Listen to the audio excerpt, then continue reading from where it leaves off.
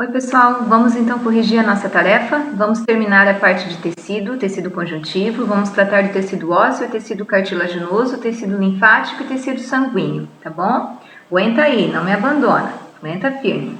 Então vamos lá, questão de número 1, bem básica, né, para a gente fazer uma retomada ali das características. Então pergunta assim: caracterize o tecido cartilaginoso e escreva suas células. Bom, a cartilagem é avascularizada, não tem vasos sanguíneos, não tem inervação, que são terminações nervosas, e quem leva o oxigênio e nutrientes, que seria levado pelo sangue, é o pericôndrio. Então, a cartilagem em si não tem vaso sanguíneo e não tem inervação, mas é revestida por pericôndrio, que é um tipo de tecido conjuntivo propriamente dito, e aí sim o pericôndrio alimenta esse tecido cartilaginoso. As células são condroblastos e condrócitos. Condro vem do grego, quer dizer cartilagem. Blasto quer dizer jovem. Citos é célula, então tudo que termina em blasto é jovem. Condroblastos, célula jovem da cartilagem. Condrócito, célula adulta da cartilagem, tá? Questão de número 2. Deixa eu achar aqui o nosso cursor.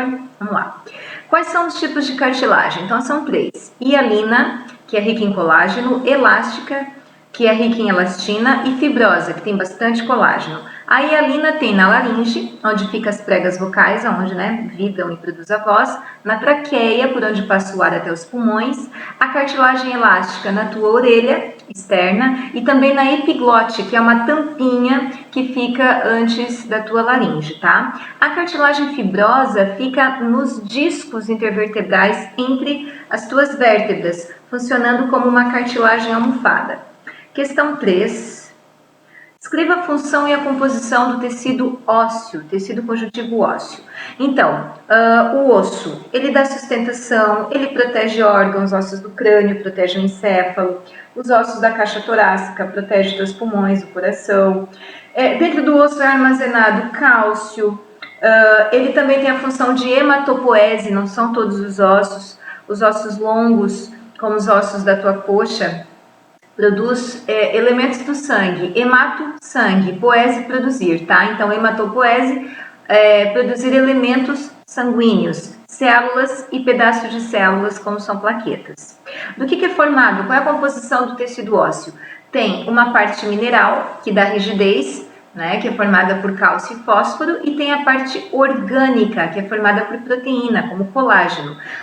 O colágeno, ele dá resistência ao osso. Então, o teu osso e o meu, não é quebradiço porque tem o colágeno, mas ele também não é tão mole assim. Então, o cálcio enrijece e o colágeno dá uma certa maleabilidade, uma certa resistência.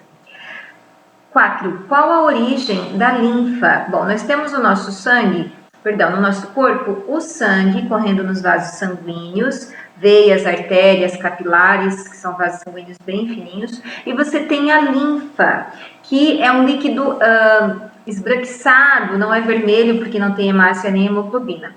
E qual é a origem da linfa? Os vasos sanguíneos, o que acontece? Os vasos sanguíneos são formados por células epiteliais que vão formando esse vaso sanguíneo. E tem espaços entre as células. Então, ocorre um extravasamento de parte do plasma, da parte líquida e desse sangue. E aí, o que acontece? Esse líquido banha as células e tecidos fora do vaso sanguíneo e a linfa capta isso. Os vasos linfáticos, tem líquido aqui sobrando, vamos puxar para dentro do vaso linfático. É isso que ele faz, tá? Então, como ele recolhe esse líquido que extravasa dos vasos sanguíneos, ele ajuda a evitar edemas, que é inchaço no organismo, Ele ajuda também a transportar ácidos graxos, que é componente de gordura, e os órgãos linfóides, como o timo, o baço, os nódulos, os gânglios linfáticos, mais o timo, é local de amadurecimento dos linfócitos. Os linfócitos são glóbulos brancos que são produzidos na medula óssea vermelha, dentro de certos ossos, e eles terminam o amadurecimento no timo. E o timo lança esses linfócitos, então, na corrente linfática, tá? Então, a função da linfa também é defesa, imunidade. Linfócitos produzem anticorpos ou imunoglobulinas. Vamos lá, questão 5. Escreva a função e a composição do sangue. O sangue é o líquido da vida, então ele leva oxigênio, ele leva nutrientes, ele leva hormônios para o teu corpo, ele leva gases como oxigênio, gás carbônico, ele recolhe o lixo da célula, a excreta celular. Então, o sangue é vida nos organismos. E do que é formado o sangue? É formado de uma parte líquida, 55% plasma, e a parte sólida, 45%, que são os elementos figurados, que inclui as hemácias, plaquetas e glóbulos brancos. 6. Identifique o elemento figurado responsável pelas seguintes funções: transporte de gases, hemácias ou eritrócitos ou glóbulos vermelhos. Eritro vem de vermelho, tá? Então, principalmente gás oxigênio é transportado dentro das hemácias. O gás carbônico também, só que ele é transportado pelo próprio sangue, tá? Isso lá no sistema respiratório a gente vê. Imunidade, defesa, são os leucócitos ou glóbulos brancos. E coagulação sanguínea, que vai formar coágulos para estancar o sangue, para não deixar a pessoa ter hemorragia. São as plaquetas ou trombócitos. Lembrando que plaquetas são fragmentos de células. Questão 7. Os glóbulos brancos diferenciam-se em diversos subtipos. Faça a relação correta. Então, ali foi colocado algumas funções. Lá no slide tinha uma tabelinha, né, trazendo essa informação, eu tirei de lá isso. Então, vai ter o linfócito que vai liberar a histamina, que é um vasodilatador. Ele aumenta o calibre do vaso sanguíneo para o sangue fluir melhor, e aí os elementos transitarem melhor nesse vaso sanguíneo. Tem a heparina, que é um anticoagulante. Ela evita que o sangue fique embolado, porque ele tem elementos, ele tem célula, ele tem hormônios, ele tem açúcar, tem gordura, tudo está andando ali naquela via sanguínea, né? Também vai ter os linfócitos que fagocitam os patógenos. Fagocitar é engolir. Patógeno é invasor, é o que causa uma patologia, uma doença. Então, um vírus, uma bactéria, são patógenos. São antígenos, invasores, algo estranho que entrou, que invadiu o nosso organismo. Tá? A infecção é uma invasão. Vamos ver aqui a relação, como é que fica. Então, fazendo a relação, você tem aqui, deixa eu vir aqui mais rapidinho, só um minuto, aqui. Então, a relação fica 6, 1, 2, 3, 4, 5. Lembrando que os linfócitos e plasmócitos produzem anticorpos ou imunoglobulinas, que são proteínas específicas que vão ou sinalizar aquele invasor, vírus ou bactéria, ou vão ser tóxicos, vão destruir, igual um míssil para aquele invasor e bactéria. Grava na tua cabeça, para cada invasor tem uma bala específica para ele, que é o anticorpo, tá? Então é específico, é produzido sob medida para aquele invasor. Outra coisa importante, os macrófagos, fago quer dizer comer, então essas células elas fagocitam, elas engolem vírus e bactérias e digerem dentro da célula, destroem, arrebentam, comem, ok? Os eosinófilos, eles também vão do combate corpo a corpo, mas é de macro-organismos. Eles vão combater a invasão de estruturas maiores, como um verme, por exemplo, tá?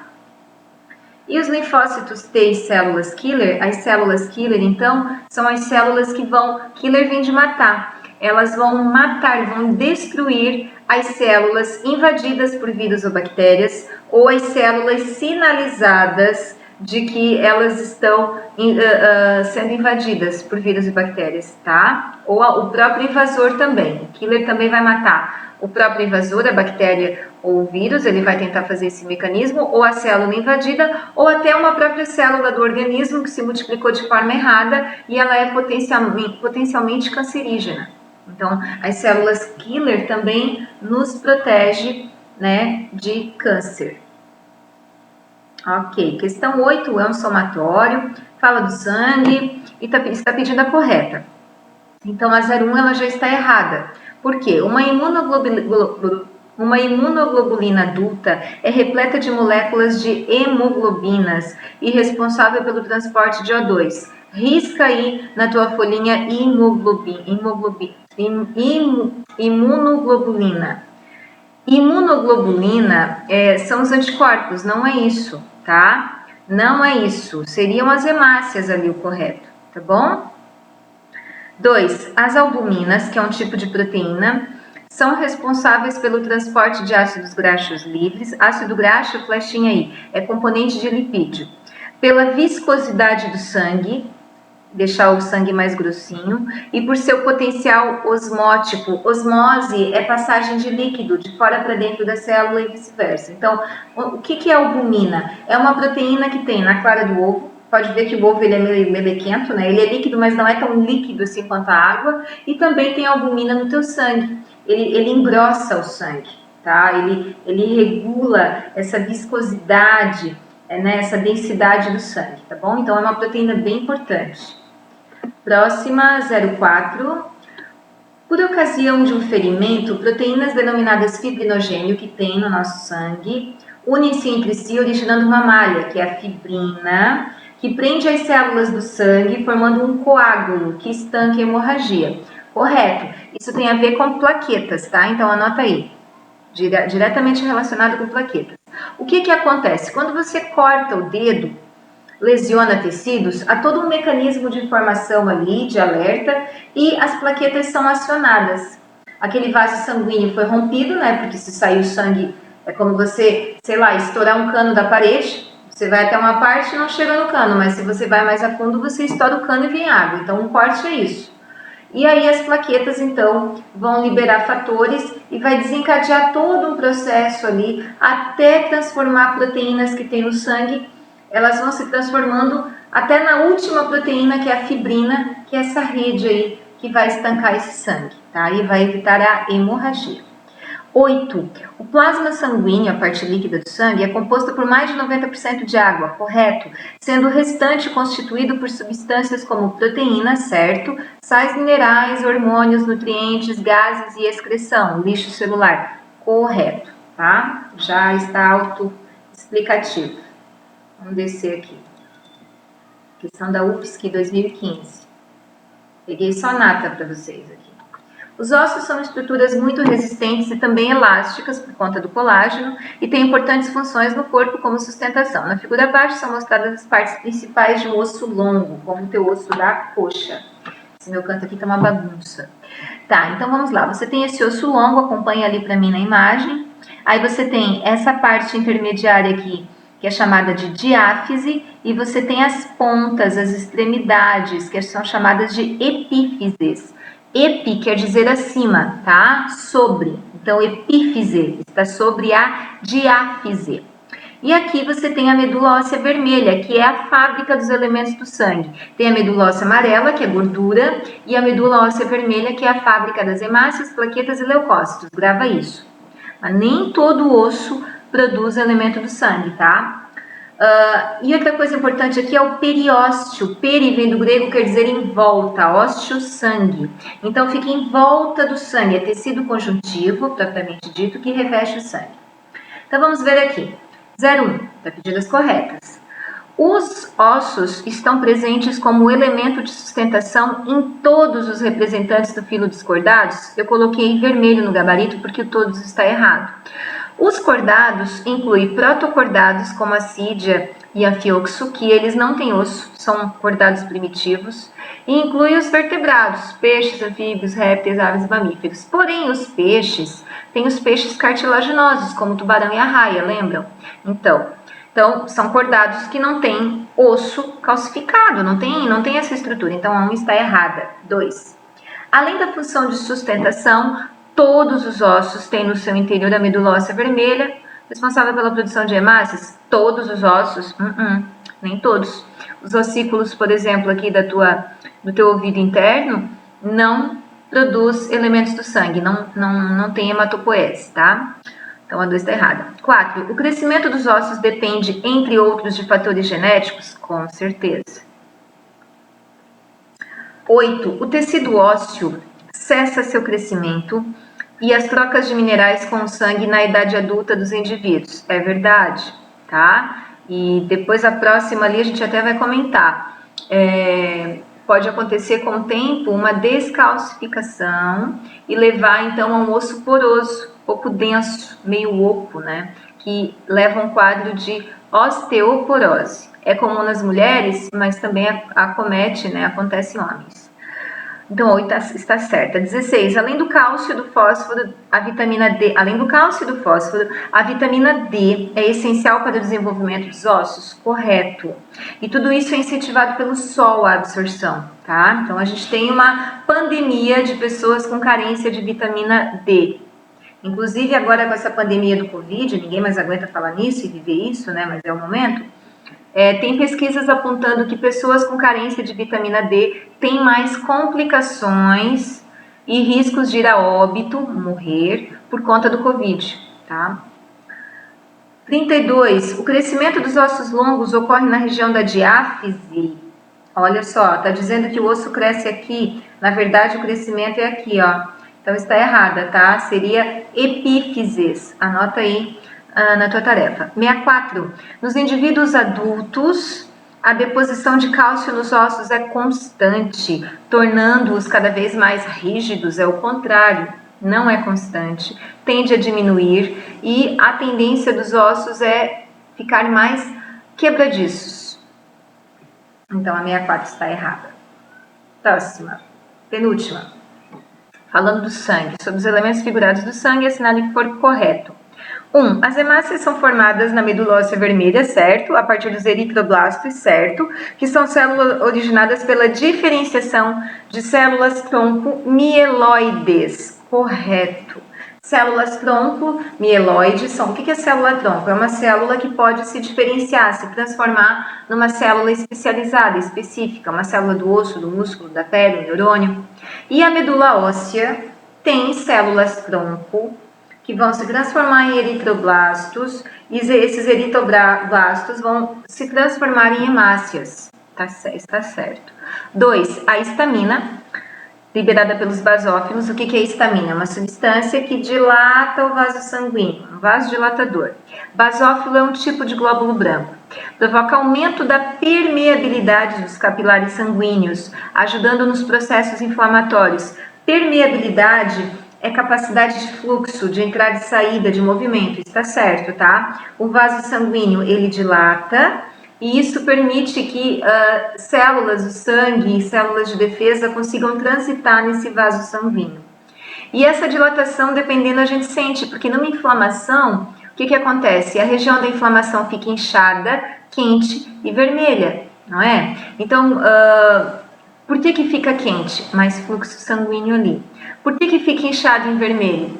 Porque dilatou, né? Dilatou, está tendo mais fluxo sanguíneo ali.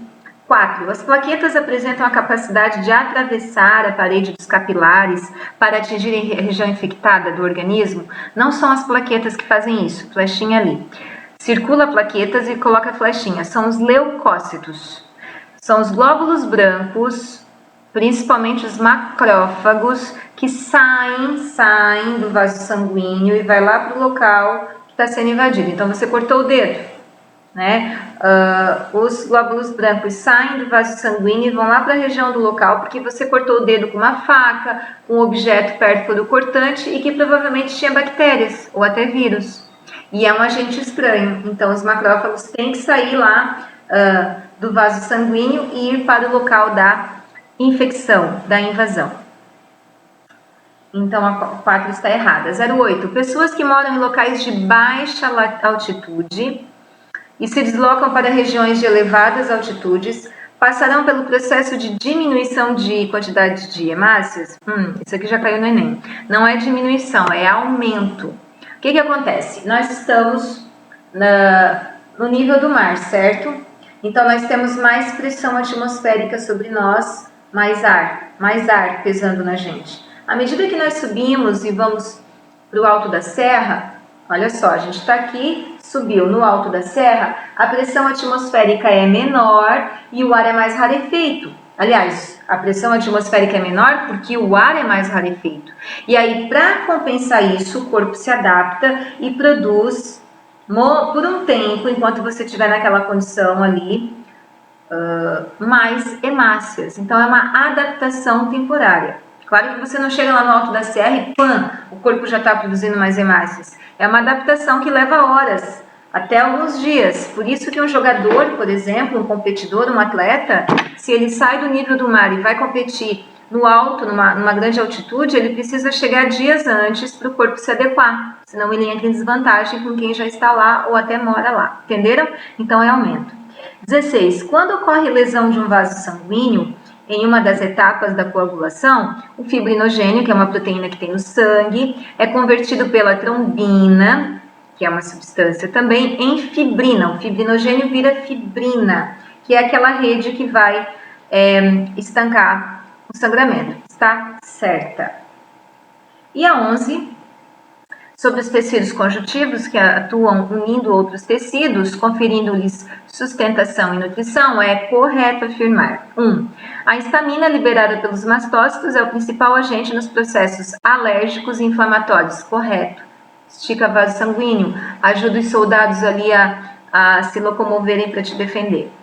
2. As fibras elásticas e colágenas presentes no tecido conjuntivo dérmico, na derme, a parte interna, são responsáveis pela elasticidade e pela resistência da pele humana. Verdade.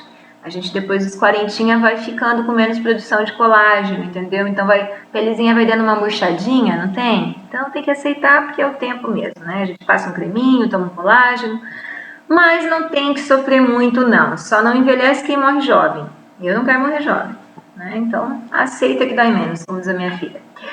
Tá, onde é que eu parei? 4. Os condroblastos, condrocartilagem. São células do tecido ósseo? Não, né? Círculo ósseo ali é cartilaginoso. Tudo errado. 8. Os macrófagos, fagos comer, originam-se de monócitos, que são o grupo de células também, né? É tudo linfócito, perdão, é tudo glóbulo branco ali. E apresentam intensa atividade fagocitária de comer, atuando no mecanismo de defesa certinho. E flechinha aí nos macrófagos, fagocitam micro-organismos, vírus, bactérias. Não somente, né, mas entre eles. 16. O tecido cartilaginoso não apresenta vasos sanguíneos, correto, e sua nutrição é realizada pelo pericôndrio. Circula peri, flechinha aí. Peri vem do grego, quer dizer em volta. E circula côndrio, quer dizer cartilagem. Pericôndrio fica em volta das cartilagens. E o que é o pericôndrio? É uma membrana conjuntiva, é uma membrana de tecido conjuntivo. Certo, queridos?